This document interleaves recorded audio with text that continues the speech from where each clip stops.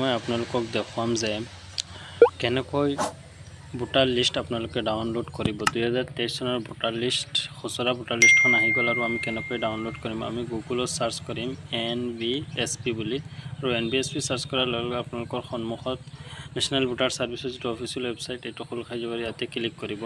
ইয়াতে ক্লিক কৰাৰ লগে লগে পিছত ডাউনলোড ইলেক্ট'ৰেল ৰোল PDF-ত ক্লিক কৰিব আৰু ষ্টেটটো ক্লিক কৰি গট স্কিল মাৰি দিব আপোনালোকে।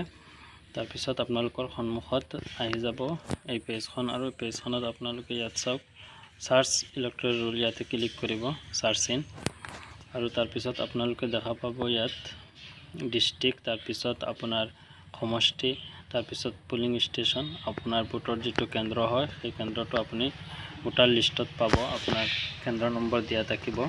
ইয়াৰ পৰা নাম আৰু কেন্দ্ৰ নম্বৰটো আপুনি সিলেক্ট কৰি ল'ব। নাম আৰু কেন্দ্ৰ সিলেক্ট কৰাৰ পিছত আপুনি এই নামটো আহি গ'ল। তাৰপিছত আপুনি কেপচা ফিল আপ কৰিব। কেপচা ফিল আপ কৰাৰ লগে লগে আপোনালোকে সাৰ্চত মাৰি দিব আৰু ইয়াত চাওক আপোনালোকৰ সন্মুখত ভোটাৰ লিষ্ট ডাউনলোড হৈ গ'ল।